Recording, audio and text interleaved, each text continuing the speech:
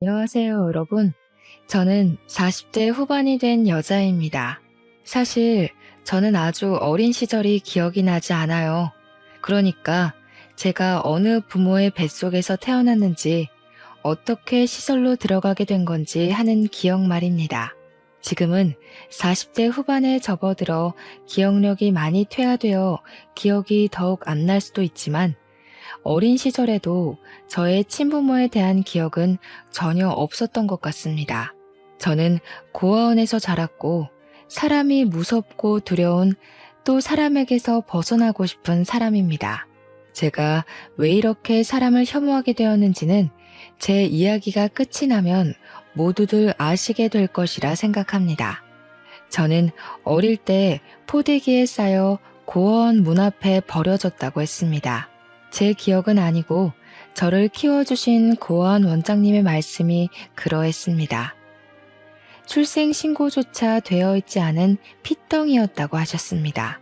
이름도 없고 생년월일만 짤막하게 적힌 종이와 함께 추운 날 버려진 저는 고아원 원장님께서 직접 출생신고를 해주신 몇 안 되는 아이 중 하나였습니다. 참 매정한 부모 아닙니까? 젖먹이 아이에게 초유는 먹여봤을지 도대체 어떤 사정이 있었기에 저를 그렇게 버리고 떠난 것인지 이해를 할 수 없었습니다. 고아원에서 자라는 동안 저는 사랑을 듬뿍 차지하는 아이도 아니었습니다. 항상 눈치를 보기 바빴고 주눅 들어 있었습니다. 우는 것밖에 할 수 없는 그 어린 아기 때도 이상하게 잘 울지 않았다고 고아원 원장님께서 말씀해 주셨습니다. 제가 성인이 된 이후에 부모의 흔적을 찾아보고 싶어서 고아원을 다시 방문했을 때에 해주신 이야기였습니다. 저는 부모의 흔적을 전혀 찾을 수 없었고 지금까지도 제 친부모가 누구인지 어디서 뭘 하며 살고 있는지도 알 수가 없었습니다. 평생을 고아원에서 살 줄 알았던 저에게 기회가 찾아오게 된 것은 제가 4살 생일을 치르고 며칠 뒤였습니다. 그날따라 유난히 제가 원하는 비싼 케이크에 꽃가루까지 선물을 받았던 터라 매일이 오늘만 같았으면 좋겠다 하는 생각을 한 날이었습니다. 원장 선생님께서는 돌봐야 하는 아이들이 많았기에 비싸고 맛있는 케이크보다는 늘 싸고 큰 케이크를 사주셨거든요. 그날은 이상하게 제가 늘 먹고 싶어 했던 초콜릿이 가득 올라간 케이크를 사주셨고 다른 애들에 비해 가장 큰 조각을 저에게 주셨던 날이었습니다. 생일이었으니까 이제 잘 해주시려나 보다 하고 생각했던 것도 잠시 저는 며칠 뒤 미국으로 입양을 가게 되었습니다. 먼 나라로 떠나야 하는 4살 배기 아이에게는 새 가족을 만난다는 설렘보다 두려움이 훨씬 컸습니다. 저의 양부모님은 미국에서 터전을 잡고 살고 계시는 재미교포 2세였는데 아이가 생기지 않아 결국 입양을 결정하셨던 것이었습니다. 그래도 한민족 핏줄을 입양하고 싶다는 바람에 한국까지 와서 입양 절차를 밟고 저를 데려가셨던 것이었습니다. 저는 미국에서 천천히 적응을 하며 양부모님을 정말 제 부모처럼 생각하고 의지하면서 하루하루를 버텨나갔습니다. 하지만 항상 행복은 저를 비껴나가는 듯 했습니다. 양부모님이 저를 입양한 지 12년 만에 임신을 하시게 된 것이었습니다. 절대로 아이가 생길 일 없다고 장담을 했던 두 부부에게 친핏줄이 생기니 얼마나 끔찍하게 아끼셨을까요? 제 나이 16살에 생긴 동생은 너무나도 작고 예뻤고 저는 진심으로 제 친동생처럼 생각했기에 한 번이라도 더 보고 싶어 안달이 난 상태였습니다. 하지만 저희 양부모님은 저를 믿지 못하셨고 제가 아이를 해칠까봐 늘 두려워하셨습니다. 너는 내 자식이나 다름없다. 우리가 핏줄로 이어지진 않았지만 너는 평생 내 자식이다 하셨던 양부모님은 한순간에 돌변하셨습니다. 아이가 생긴 그날부터 저는 그저 검은 머리 짐승일 뿐 그 이상도 이하도 아니었죠. 저에게 그런 소리까지 하셨습니다. 우리가 널 거둔 건 우리의 장례를 치러줄 사람이 필요했던 것뿐이라고요. 어떻게 피가 섞이지 않았는데 우리가 한 가족일 수 있냐고 저를 핍박하고 내치셨습니다. 동생이 태어난 뒤 저는 양부모에게 다시 예쁨을 받았으면 좋겠다는 마음에 지극정성으로 제 동생을 돌봤습니다. 하지만 저에게 돌아온 말은 비수뿐이었습니다. 우리 애를 해치려고 다가간 건 아니냐면서 저를 밀어내셨거든요. 저는 이 모든 나날이 꿈같이 느껴졌고 한순간에 돌변해버린 부모님의 마음을 이해할 수가 없어 매일매일 너무나도 아팠습니다. 결국 제가 18살이 되던 해에 양부모는 저에게 아주 조금의 돈이 들어있는 통장을 던지면서 이야기를 하셨습니다. 도무지 불안해서 같이 살 수가 없을 것 같다면서 저에게 이제 한국으로 돌아가라고 파양을 결정하겠다는 이야기를 하셨습니다. 저는 그날 양부모의 다리에 매달려 얼마나 울었는지 모르겠습니다. 성인도 아니고 18살 된 저에게 집을 나가라고 하셨으니까요. 거기다가 같은 미국 땅덩어리에 있으면 앙심을 품을지도 모른다며 저에게 한국으로 돌아가라고 하니 제 나이에 받아들이기 힘든 일방적인 통보였습니다. 제가 한국말을 못하는 건 아니었지만 영어만큼 편하지도 않았고 14년이라는 시간 동안 한 번도 가본 적 없는 땅덩어리로 돌아가라고 하니 현실을 받아들이기 힘들었습니다. 저는 죽어도 가지 않겠다고 했지만 미성년자에게 무슨 힘이 있겠습니까? 제가 살던 동네에 이상한 헛소문이 퍼지기 시작했습니다. 제가 고작 2살 된 아기에게 해를 가하고 있다는 소문이었습니다. 그 소문은 돌고 돌아 학교에도 다 퍼지게 되었고 저는 얼굴을 들고 다닐 수가 없었습니다. 미국에서 아동에게 해를 가하는 일은 정말 큰일이었기에 저는 경찰 조사까지 받았습니다. 정말 입양한 아이가 질투가 나서 아이에게 해를 가한 줄 알고 신고를 한 이웃 덕분에 말입니다. 저는 그런 시선과 핍박, 압박을 견디지 못하는 지경까지 이르렀고 양부모의 바람대로 그 소액이 든 통장을 들고 한국이라는 땅덩어리를 밟았습니다. 미성년자의 힘으로 아무것도 할 수 없었던 저는 물어물어 고시원이라는 곳에 자리를 잡게 되었습니다. 저의 처지를 불쌍하게 여겨주신 고시원 주인 부부가 고시원 청소 일을 하면 방을 공짜로 내어주겠다고 하셔서 그 일을 하면서 더부살이를 했습니다. 고시원에서 먹을 수 있는 것은 김치와 쌀밥이 전부였지만 가릴 처지가 못 되었기에 저는 그 밥으로 연명을 했습니다.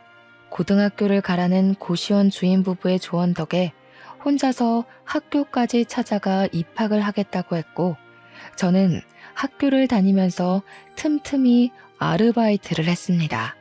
아무리 공짜 밥을 먹고 공짜로 잠을 잔다고 해도 저에게 기본적으로 들어가야 할 돈이 필요했기 때문이었습니다. 정말 안 해본 일을 꼽는 게 더 편할 정도로 모든 잡일이란 잡일은 다 해봤습니다. 악착같이 하루에 4시간을 자면서 버티고 일하고 공부하고 한 덕에 그럭저럭한 대학까지 붙긴 했는데 대학 등록금이 한 푼도 없었습니다. 내놓으라 하는 대학은 아니었지만 그래도 완전 똥통 학교는 아니었기에 대학을 다니며 공부를 하고 싶다는 열망은 있었습니다. 하지만 제 현실은 너무나도 시궁창이었고 하루아침에 모든 타격감이 저를 때리는 듯한 기분이 들어 자괴감이 들었습니다. 저는 결국 대학 등록금을 마련하지 못했고 학교 정문 근처 벤치에 앉아 엉엉 울고 말았습니다. 그러다가 한 인연을 만나게 되었는데 그 사람이 바로 제 남편입니다. 제가 엉엉 울고 있으니 고등학생 같은데 여기서 왜 울고 있냐고 먼저 말을 걸어왔고 저는 낯선 사람임에도 불구하고 제 속내를 전부 털어놓았습니다. 대학에 합격은 했고 다니고 싶고 하지만 등록금이 없어서 다닐 수가 없다고 말입니다. 제 사정을 딱하게 여긴 건지 남편은 어디론가 전화를 걸어서 장학금에 대해 이것저것 물어보더니 저에게 환하게 웃으면서 방법이 있는 것 같다고 했습니다. 알고 보니 남편이 전화를 하던 사람은 시부였고 시부는 장학재단에서 일을 하고 있었던 것이었습니다. 시부에게 저를 소개해 주었고 저는 덕분에 추천서를 받아 장학금을 받고 학교에 다닐 수 있게 되었습니다. 장학재단의 특성상 전액 장학금은 나오는 게 아니라 남은 금액을 재선에서 해결해야 했습니다. 위기를 기회로 라는 말처럼 저는 한 학기 휴학계를 내고는 나머지 등록금을 벌기 위해서 6개월 동안 미친 듯이 일을 하기 시작했습니다. 학교에서 학비의 반을 생활비로 지원받을 수 있다는 말에 6개월간 번 돈을 아껴서 생활비를 쓰고 등록금을 모아 2학기부터 학교 생활을 시작했습니다.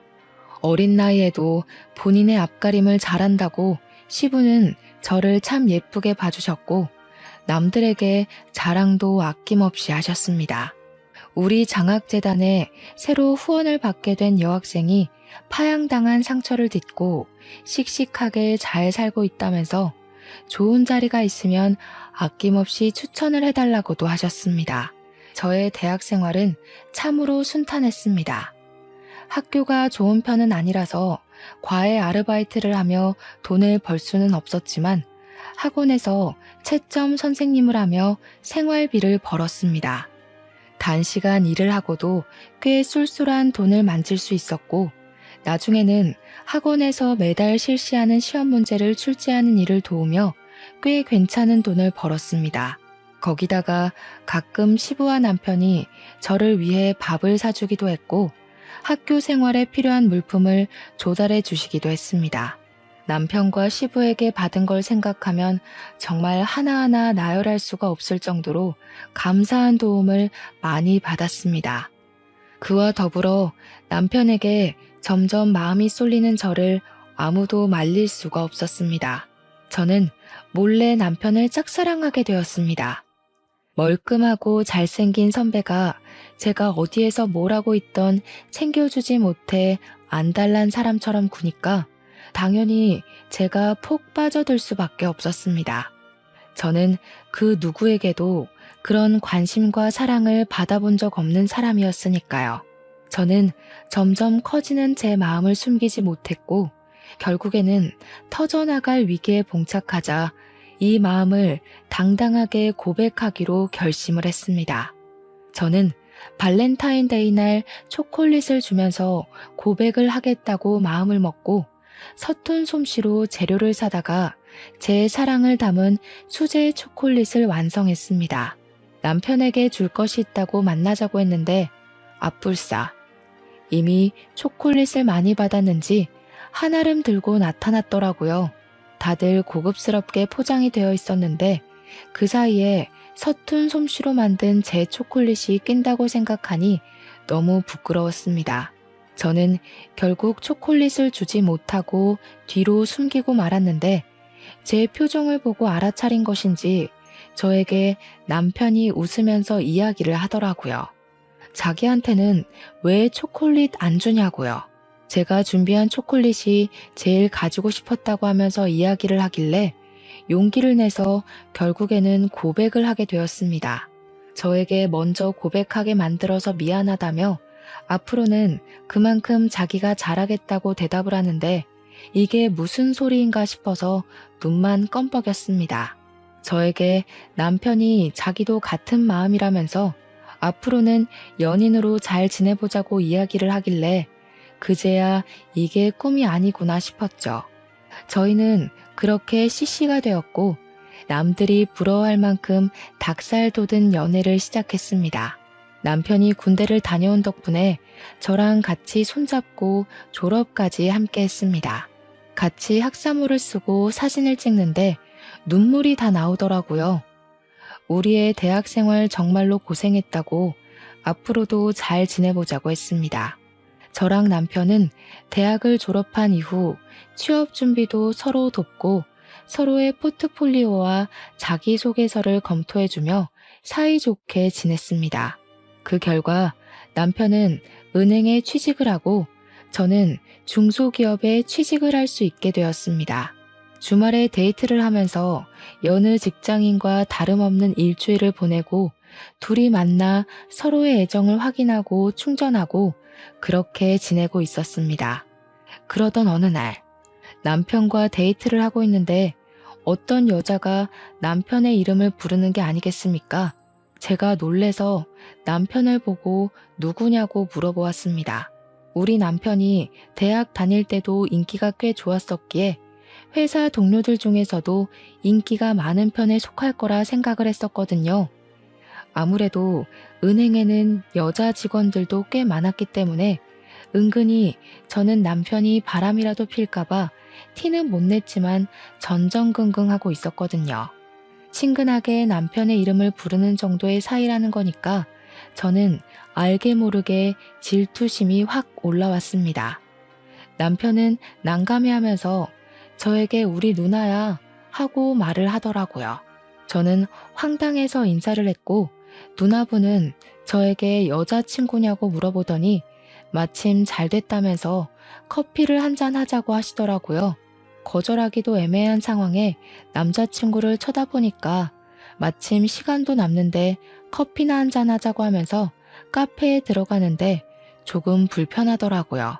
그래도 뭐 어쩌겠나요? 거기서 제가 불편하다고 해봐야 서로 얼굴 붉히는 일만 일어날 것 같아서 알겠다고 하고 카페에 들어갔습니다. 커피가 나오지도 않았는데 저한테 이것저것 질문을 하는데 저도 밉보이고 싶은 마음은 없었기에 성심성의껏 대답을 해드렸습니다. 집은 어디에 있냐? 학교는 어디를 나왔냐? 회사는 어디를 다니고 있냐? 몇 살이냐? 둘이 얼마나 만났냐? 부모님은 뭐 하시냐? 진짜 저에게 물어보고 싶었던 것이 꽤 많았는지 쉴 새 없이 질문을 하시는데 저도 대답을 하다가 입이 다 마를 지경이더라고요. 하나하나 성의 있게 대답을 하다가 부모님이 안 계시다고 이야기를 하니 저를 안쓰럽게 바라보시면서 두 분 다 돌아가신 거야? 하고 물어보시더라고요. 아니에요. 저는 어릴 때 고아원에서 자랐고요. 미국으로 입양을 갔다가 피치 못할 사정으로 인해서 한국으로 돌아오게 되었어요. 그 뒤로는 지금까지 쭉 혼자 지내고 있고요. 피치 못할 사정이면 뭐 파양? 아니, 입양까지 잘 가놓고 파양을 당할 정도면 무슨 짓을 하고 다녔길래? 소위 말하는 일진 그런 거였나? 미국 애들은 마약도 하고 뭐 상가 같은 것도 털고 그런다던데. 그런 짓 해서 파양당한 거야 설마? 저에게는 파양이라는 단어 자체도 조금 상처인 부분이었거든요.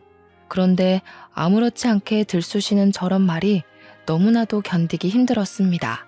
제가 표정이 점점 굳고 어떤 대꾸를 해야 할지 몰라서 조용히 입을 다물었더니 신우가 혀를 끌끌 차더라고요. 진짜 마약이라도 한 거 아니냐면서 팔뚝 좀 보자 하는데 기분이 너무 나쁘더라고요. 남편을 쳐다보니 남편도 이건 아니다 싶었는지 지 누나를 막 말리더라고요. 그게 무슨 소리냐고 허튼 소리 하지 말라고요. 그 자리에서 제가 무슨 말을 더 할 수 있겠습니까? 조용히 커피만 마셨죠. 그러니 신우가 저에게 기분 나빴냐고 물어보시면서 또 자기 할 말만 하대요. 기분 나쁘게 듣지 말고 그냥 인성에 문제 있으면 우리 동생이랑 만나는 거 내가 못 만나게 해야 될 것 같아서 물어본 것 뿐이야. 누나, 그만 좀 해. 애 표정 굳은 거 안 보여? 왜 그래 진짜? 왜? 내가 못할 말한 것도 아니고. 나도 사실은 입양하거든? 우리 동생이 태어나기 전에 입양을 오게 됐어. 이 집도 자기 친핏줄.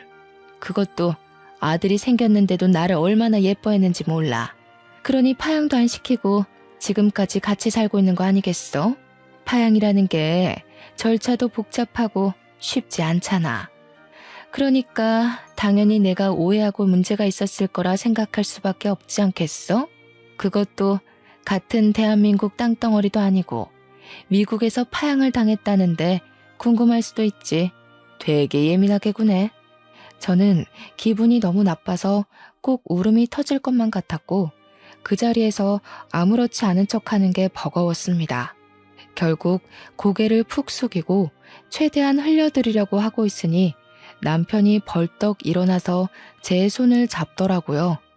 영화 볼 시간이 다 됐다면서 예매하지도 않은 영화를 보러 가자고 저를 끌고 나오는데 신우가 입을 삐죽 내밀더라고요. 이렇게 우연하게 만난 것도 인연인데 같이 밥이라도 먹어야 하는 거 아니냐면서 영화 예매를 취소하라고요. 남편이 뭘 그렇게 누나 마음대로 하려고 하냐고 우리도 일정이 있으니까 오늘은 이만 헤어지자고 하는데 기분이 참 그랬습니다. 남편이 오늘은 이라고 말한 게 꼭 다음에 다시 만나자고 약속을 잡는 것 같아서 말입니다. 남편은 저에게 헌신적인 사람이고 다정한 사람이지만 남편의 가족들은 저를 밀어내려고 할 것 같아서 환영하지 못한 마음에 기분이 우울해졌습니다. 하지만 그것은 아주 빙산의 일각이었습니다. 그 뒤로 남편이 주말에 저를 만나면 고민이 가득한 얼굴로 앉아있기도 했고 가끔은 휴대폰을 보면서 작게 욕도 하고 짜증도 내고 하는 겁니다. 한 번은 데이트 중간에 신우에게서 전화가 걸려왔고 남편이 처음에 짜증을 막 내더니 나중에는 화를 내면서 누나 그만 좀 하라고 하고 전화를 끊더라고요. 저는 직감적으로 나랑 헤어지라고 한 게 틀림없구나 하는 생각을 하게 되었고 너무나도 사랑하는 남편을 보내주어야 하는 건가 싶어서 마음을 졸였습니다. 그때는 결혼의 결자도 이야기가 나오지 않았을 때라 저는 더욱더 불안한 마음을 가지게 되었습니다. 남편이 계속 휴대폰만 보면 성질을 내길래 한 번은 몰래 훔쳐보았는데 글쎄 신우가 남편에게 제가 너무나도 마음에 안 든다고 수시로 연락을 해왔더라고요. 가난한 것도 그렇고 내세울 것 없는 것도 그렇고 중소기업에 다니고 있다는 것도 너무나도 흠이라고 했습니다. 물론 대부분의 내용은 파양당한 이유를 알아봐라. 분명 숨기는 게 있을 거다 하면서 남편에게 의심을 키우게 하는 문자로 이루어져 있었습니다. 저는 인간으로서의 마지막 자존심을 박탈당하는 기분을 느꼈습니다. 그러다가 그런 문자들 사이에서 신우가 남편에게 다른 여자를 소개받으라고 소개팅을 주선한 문자를 발견하게 되었습니다. 남편에게 깊은 배신감이 들고 그러더라고요. 물론 남편이 그 자리에 나갔는지 나가지 않았는지 저는 모르고 있었고요. 서운한 마음이 켜켜이 쌓이면서 저는 남편에게 점점 거리를 두기 시작했고 남편도 그걸 눈치챈 것 같았습니다. 하루는 시부가 저에게 밥을 사주겠다고 하셔서 자리에 나갔는데 제 표정이 영 좋지 않으니 무슨 일이 있냐고 물어보시더라고요. 말을 할까 말까 고민을 하다가 이대로 당하고 있을 수는 없겠다는 생각에 시부에게 모든 걸 털어놓았습니다. 사실은 신우를 우연치 않게 만났는데로 시작된 이야기는 제 파양을 들쑤신 것부터 소개팅을 주선한 이야기까지 빠짐없이 전달되었습니다. 시부는 얼굴이 창백해졌다가 새빨개졌다가 반복하면서 화가 엄청나게 났는지 결국 신우에게 전화를 걸어서 한바탕 잔소리를 퍼부었습니다. 애한테 어떻게 그런 상처를 줄 수가 있냐면서 그러고도 네가 사람이냐고 왜 사람 속을 자꾸 뒤집어 놓는 거냐고 소리를 막 지르셨습니다. 그렇게 사그라들 줄 알았던 신우의 모멸은 그날 밤 저에게 고스란히 배가 되어 돌아왔습니다. 어떻게 우리 아빠한테 그런 걸 이럴 수가 있어? 너 우리 아빠랑은 어떻게 아는 사이인데? 아버님이랑은 장학재단에서 알게 되었습니다. 아버님께서 추천서를 써주신 덕분에 제가 장학금을 받을 수 있었거든요. 참나, 결국은 우리 아빠 덕분에 학교 다녔다는 거 아니야. 이 비렁뱅이야. 내가 내 동생 짝지 않아 못 골라주니? 너처럼 불우한 인생을 살고 돈도 없는 애보다는 구김살 없는 애가 집안에 들어오면 좋겠어서 자리 마련한 건데 그걸 일러? 어이없어 정말. 시부가 그 이후에도 신우가 저에게 난리를 치면 언제든지 일러 바치라고 했었기에 저는 참지 않고 시부에게 일렀습니다. 어차피 아직 결혼 이야기가 나오지 않았고 제가 이 집안의 구성원이 될지 안 될지 모르니까 참아봐야 제 마음에 병이 나는 일이라고 생각이 들었기 때문입니다. 한 번, 두 번 저에게 난리를 치던 신우는 시부의 계속된 압박과 잔소리에 결국 저에게 연락을 하지 않게 되었습니다. 남편도 모른 척했던 신우의 만행을 시부가 드디어 멈출 수 있게 도와주신 것이었죠. 시부는 신우의 휴대폰에서 제 번호도 지워버렸고 남편에게도 똑바로 하라고 저한테 상처 주면서 만나지 말라고 혼을 냈다고 하시더라고요. 남편이 그날 이후로 저에게 누나가 뒤에서 그러고 있을 줄 꿈에도 몰랐다며 미안하다고 사과를 했습니다. 누나가 자꾸 자기만 보면 헤어져라, 다른 여자 소개받아라 하는 통에 자기도 스트레스를 받고 있었다고 신경 쓰지 못해서 미안하다고 하더군요.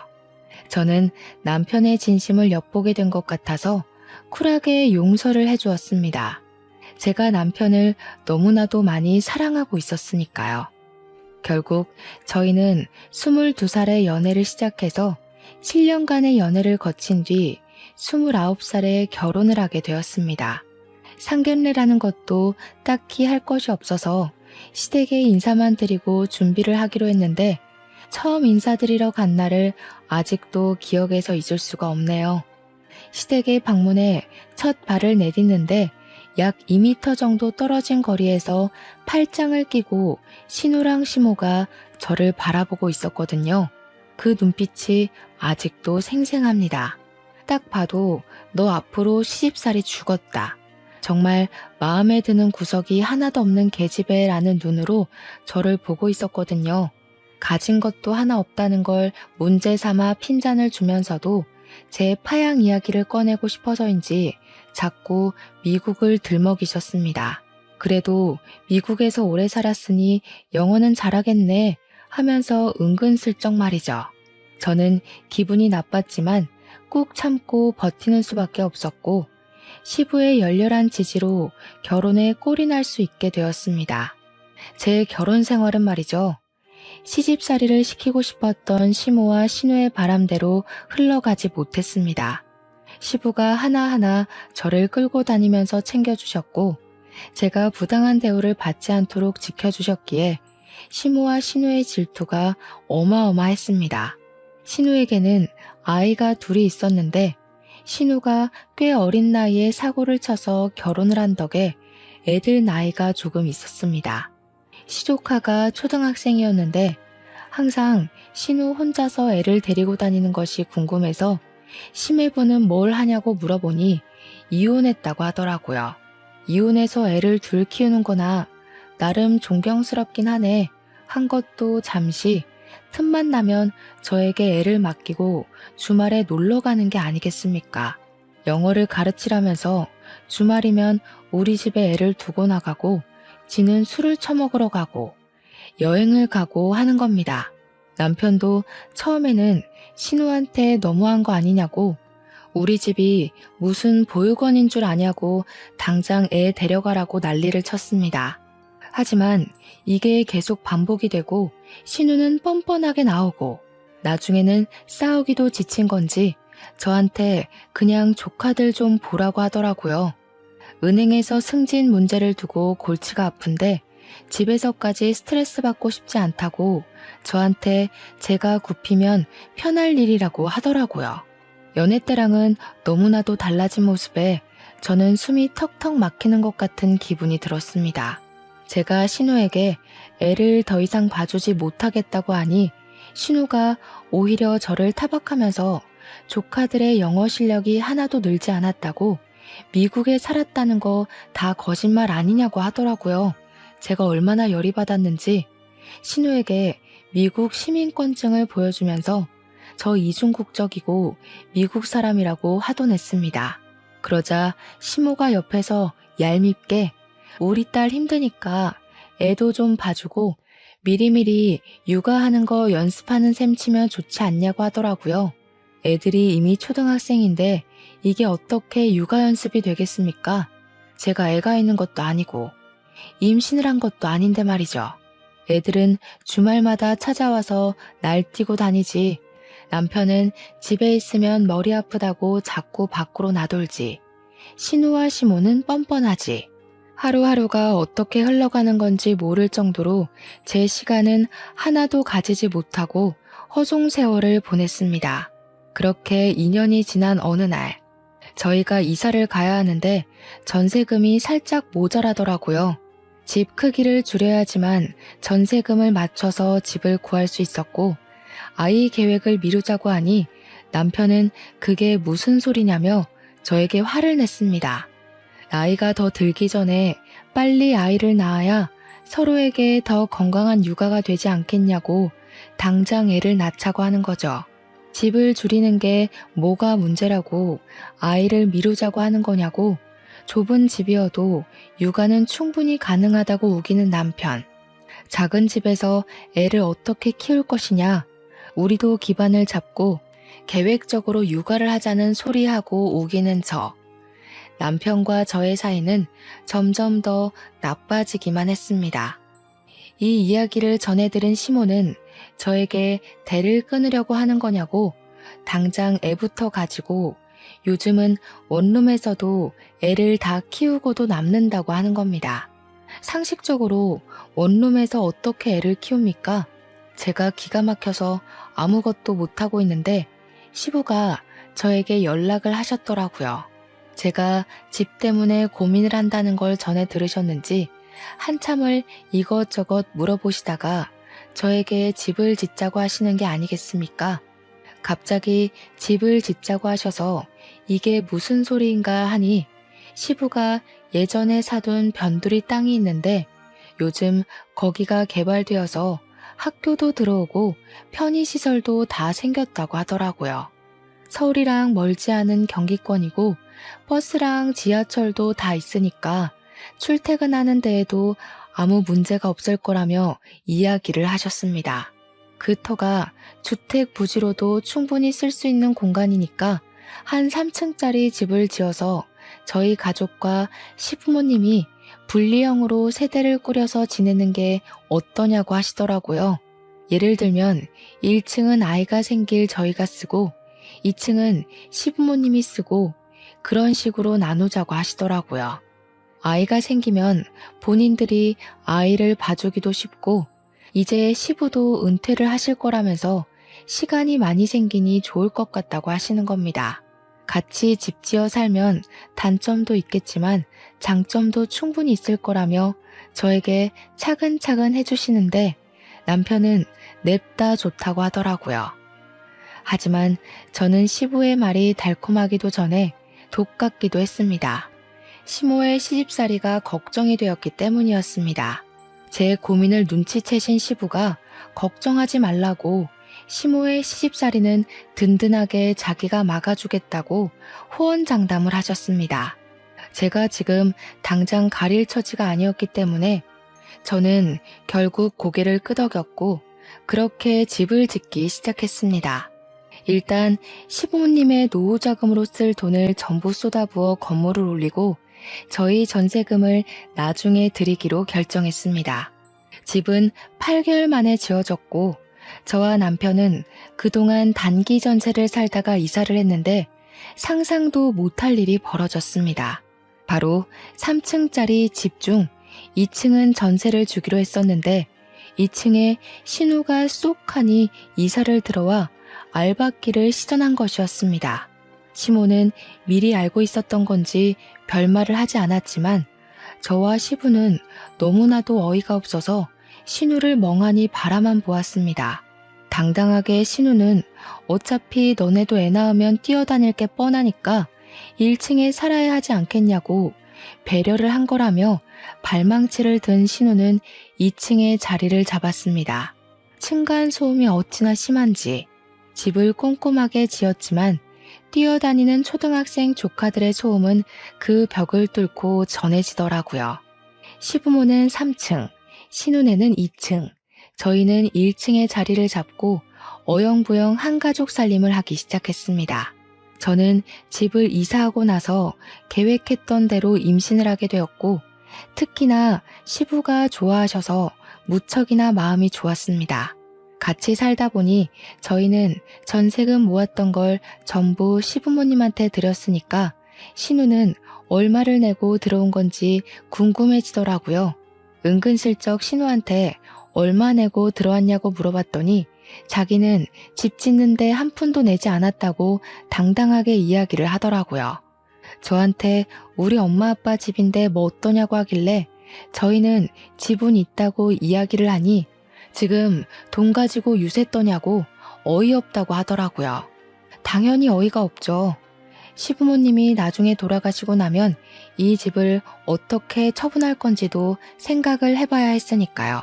가끔 시부모 집에서 밥을 먹을 때마다 그걸 가지고 신우가 꼬투리를 잡더라고요. 너네는 이 집 지을 때 돈 냈다고 지분 있다고 올케가 그러더라. 우리 엄마 아빠 죽으면 나 쫓겨나겠네. 서러워서 어쩌나? 일부러 저를 곤란하게 만들으려고 그런 소리를 하는 것이었습니다. 그럴 때마다 시모는 저한테 왜 속 시끄럽게 돈돈거리냐고 우리가 빨리 죽었으면 좋겠기에 하는 말이냐고 핀잔을 주었습니다.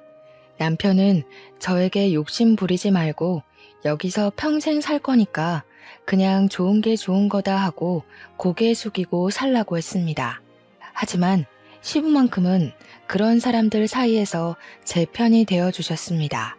우리 며느리가 맞는 말 했지 뭐. 너는 나중에 우리 죽고 나면 쫓겨나도 할 말 없어. 돈 한 푼도 안 냈잖아. 아니 아빠, 어떻게 딸한테 그런 소리를 할 수가 있어. 지금 나 입양하라고 구박 주는 거야? 어머 얘가 우리가 언제 너 입양하라고 차별을 했니? 뭘 했니? 못하는 말이 없어 아주. 그리고 며느라가 너도 그렇다 참. 왜 그런 소리를 해서 애 속을 뒤집어 놓니? 그러니 우리 딸이 입양하니 뭐니 저런 소리를 하지. 저런 생각 자체를 하지 않게 가족 간에 분란 만들지 말고 네 자리나 잘 지키렴. 저는 그 자리에서 남편이 제 편을 들어줄 거라 생각했지만 남편도 시모의 말에 동의를 하면서 가족 간의 분란을 만들지 말라고 한 소리를 하더라고요. 저는 다른 것보다 남편이 제 편을 들어주지 않는 것이 서운해서 눈물을 뚝뚝 흘리면서 집으로 내려와 버렸습니다. 그러던 어느 날 신우가 저한테 조카들에게 영어를 좀 알려주었으면 좋겠다고 이야기를 하더라고요. 돈 한 푼도 주지 않고 부려먹을 게 뻔해 보였기 때문에 저는 정중하게 거절의 의사를 비췄습니다. 제가 회사 일이 바쁘기도 했고 중소기업 특성상 선주문이 들어오는 시기가 되면 퇴근이 늦어질 정도로 엄청나게 바빴거든요.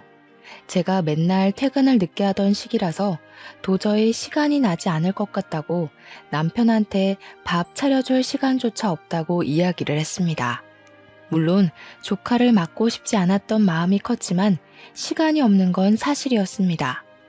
그러자 신우가 하는 말이 저녁 시간에 8시든 9시든 1시간만 애들한테 과외를 해주면 매일 저녁밥을 본인이 차려서 가져다 주겠다고 이야기를 하는 겁니다. 밥을 차릴 시간에 애들을 봐주고 신우가 밥을 차려주겠다고 하니까 저한테는 그다지 나쁘지 않은 거래로 보이더라고요. 그래서 일주일 내내 해주는 건 좀 어렵고 일주일에 3번씩 해주겠다고 했고 신우가 웃으면서 당장 오늘부터 저녁을 해주겠다고 하더군요. 조카들 영어 과외를 1시간 정도 해주고 신우가 저희 집으로 각자 먹을 밥을 트레이에 담아서 가져다주는 생활을 하게 되었습니다.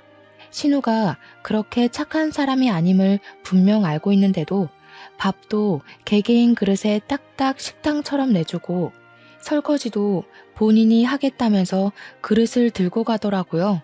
솔직히 저는 너무나도 편했고 남편도 신우가 해주는 밥이라서 그런지 반찬 투정 한 번 없이 밥을 잘 먹더라고요. 그런데 그런 생활이 지속된 지 한 3주쯤 흘렀을까요? 어느 날 갑자기 밥맛이 조금 이상하게 느껴지는 게 아니겠습니까? 제가 임신 중이었기 때문에 입덧이 뒤늦게 시작이 된 건가 싶어서 몇 술깔 먹지 않고 자리를 정리하고 일어났습니다. 그러니 남편이 저한테 왜 그러냐고, 왜 이렇게 못 먹냐고 물어봐서 그냥 임신해서 그런 건지 속이 영 좋지 않고 입맛이 없어서 그런다고 이야기를 했습니다. 신우한테는 고생해서 차려준 밥이니 밥맛이 이상하다는 소리는 딱히 하지 않았습니다. 그런데 그 뒤로도 계속 밥에서 이상한 냄새가 나서 도저히 먹을 수가 없는 게 아니겠습니까? 제가 계속해서 밥을 먹지 않고 버리니 남편이 왜 그러냐고 하더라고요. 지금 우리 누나가 정성스럽게 차려준 밥인데 안 먹고 버리는 거야? 아니, 당신 밥은 괜찮아? 이상하게 밥에서 냄새가 나고 역해서 먹질 못하겠어. 그러니 남편이 저에게 그래? 하면서 자기 밥이랑 바꿔 먹자고 하더라고요. 그래서 남편 밥을 먹어보니까 이상한 냄새도 안 나고 맛도 멀쩡한 게 아니겠습니까? 남편한테 내 밥에서 냄새 나고 맛도 이상하지 않냐고 물어보니까 남편이 전혀 모르겠다면서 괜히 유난 떠는 거 아니냐고 우리 누나가 그렇게 싫으냐고 하더라고요. 저한테 너 그거 병이야. 시자 들어가면 다 싫어하는 이상한 병. 이러면서 호통을 치는데 임산부한테 그게 할 말인지 서럽더군요. 제가 진짜 이상한 맛이 나서 그런다고 제 말 좀 믿어달라고 했더니 앞으로는 밥을 바꿔 먹자고 그러더라고요. 자기는 맛만 좋고 똑같다면서요. 그런데 문제는 여기서부터 시작이 되었습니다. 남편이 출근을 하는데 자꾸 눈이 침침하다고 하는 겁니다. 안과를 가보라고 하니까 노안인가? 하면서 대수롭지 않게 생각을 하더라고요. 아직 30대 중반인데 벌써 노안이 오겠냐고 대충 넘겼는데 그날 오후에 시부가 친구를 만나러 밖에 나갔다가 사고를 당했다는 연락을 받게 되었습니다. 병원에 놀라서 찾아가니 시부가 온몸에 붕대를 감고 있는데 의사 말로는 정말 기적적으로 살아난 거라고 하더라고요. 교통사고였는데 시부가 앞에 차를 보지 못하고 그냥 들이받은 것 같다고 하면서 과실도 100% 시부의 잘못이라는 겁니다. 무려 중앙선을 넘어서 마주오던 차량과 정면으로 부딪힌 것이었습니다. 시모는 엉엉 울고 있고 시부는 의식이 돌아와서 드문드문 말을 하셨는데 자꾸 눈이 잘 안 보인다고 침침하다고 하시더라고요. 남편도 눈이 침침하다고 했었다는 게 떠오르면서 괜히 이상한 기분이 들었습니다. 뭔가 놓치고 있는 기분이 들었거든요. 시무랑 신우가 저에게 잠시 병실을 좀 지키고 있으라고 하길래 제가 오늘 돌볼 테니 집에 가서 쉬시라고 말을 전했습니다. 제가 병실을 지키고 있는 사이 남편이 퇴근해서 오더니 본인도 진료 예약을 좀 잡는 게 좋겠다고 하면서 저에게 그냥 집으로 가라고 하더라고요. 임산부가 병실을 지켜봐야 뭘 하겠냐고. 다음 날이 때마침 주말이니 본인이 지키고 있겠다고 하더라고요. 그래서 고맙다고 이야기를 하고 저는 집으로 돌아왔는데 아무래도 시모한테 이야기를 해두는 게 좋겠다 싶어서 3층으로 올라갔습니다. 그런데 신우랑 시모가 이야기를 나누고 있는 소리가 들리더라고요. 아니, 왜 며느리 눈은 괜찮고 우리 아들 눈이 침침하다 그러냐? 둘 밥이 바뀐 거 아니야? 아니, 그럴 리가 없는데. 내가 옳게 거라고 콕 집어서 알려준단 말이야. 우리 아들이 대신 먹고 있는 거 아니겠지? 아이고, 메탄올인가 뭔가 하는 거 그거 이제 그만 넣어라. 불안하다. 아니, 언제는 엄마도 좋은 생각인 것 같다고 했잖아. 아빠처럼 옳게도 사고 나면 딱인데. 임신까지 했으니 보험금도 2배 아니야. 너희 아버지도 한 방에 갔어야 했는데 저렇게 살아서 어쩌냐. 치료비는 어쩌고. 거기다가 중앙선을 넘어가지고 보험금도 사망보험금만 나올 것 같은데 죽어주지 좀. 그래서 엄마 돈 한 푼도 없다고? 아씨, 진짜 우리 어떡해. 저는 메탄올이라는 소리에 머리털이 쭈뼛 서는 것 같았습니다. 너무나도 놀랬죠. 사건의 전말을 전부 들었지만 증거가 전혀 없는 상황이었고 그 둘을 제대로 잡아 쳐넣으려면 증거가 필요했습니다. 저는 시조카들이 평소에 강아지를 키우고 싶다고 했던 게 생각이 나서 바로 강아지 한 마리를 분양받았습니다. 시조카들이 아니나 다를까 강아지를 데리고 놀고 싶다고 하길래 된다고 이야기를 하고는 신우에게 말을 했습니다. 신우, 우리 강아지가 어려서 그런데 집에 펫 카메라 좀 두고 가도 될까요? 혹시 뭐 잘못 먹거나 하면 큰일이라서요. 신우가 별 생각이 없었는지 그렇게 하라고 이야기를 하더라고요. 요즘 펫 카메라는 녹화도 되고 소리도 녹음되며 각도 조절이나 줌 같은 기능도 다 있거든요. 밥을 차리는 동안 저는 조카들 과외를 하면서 몰래 휴대폰으로 펫 카메라를 보고 있었는데 아니나 다를까 신우가 제 밥에다 뭔가를 타더라고요. 확대해서 살펴보니 공업용 메탄올이었습니다. 저는 그 길로 신우가 밥 차려준 걸 잘 먹겠다고 받아든 뒤 바로 그 밥그릇 채로 경찰서에 들고 갔습니다. 우리 신우가 절 죽이려고 했다고 검사를 좀 해달라고 하니 경찰이 처음에는 웬 정신나간 여자인가 하고 저를 보더라고요. 제가 이게 증거라며 녹화된 팩카메라 영상을 보여주니 그제야 놀라면서 수사를 시작했습니다. 우리 시부도 남편도 이 밥을 먹은 뒤 눈이 침침하다고 했다고 시부는 사고까지 당했다고 전했습니다. 우리 남편이랑 시부가 선천적으로 비염이 심한 타입이라 코가 막혀서 냄새를 느끼지 못해서 그래서 이상한 걸 모르고 밥을 그동안 꾸준히 먹고 있었던 겁니다. 경찰은 그릇째로 들고 온 밥을 국과수에 넘겼고 성분 검사에서 메탄올이 검출되었습니다. 신우와 시모는 결과가 나오자마자 긴급으로 체포가 되었습니다. 알고 보니 둘이 사치벽이 있어서 그동안 대출을 받아 본인들 명품 쇼핑과 치장을 위해 돈을 썼더라고요. 대출 빚은 눈덩이처럼 불어나고 갚아야 하는데 돈이 없자 저를 죽여서 사망보험금을 받으려고 했던 겁니다. 시부까지 죽이려던 이유는 그 집의 명의가 시부 명의로 되어 있어서 집 담보대출을 받을 수 없었기 때문이었고요.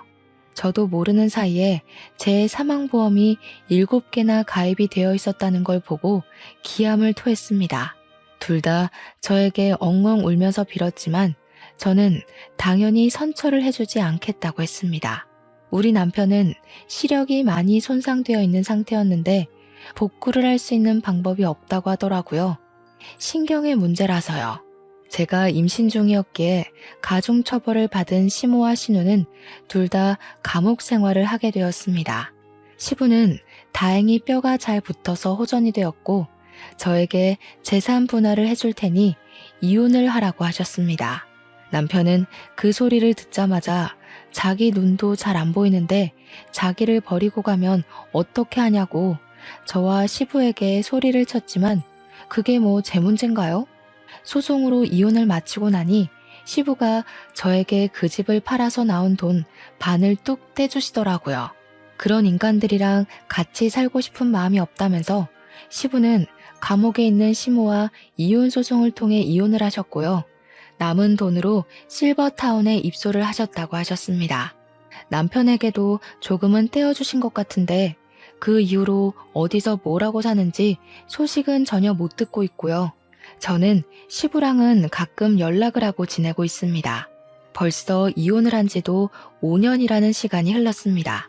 그 이후에 저는 무사히 출산도 했고 건강한 아이를 낳아서 오순도순 시부가 주신 재산으로 잘 살고 있습니다. 입양과 파양, 결혼과 이혼.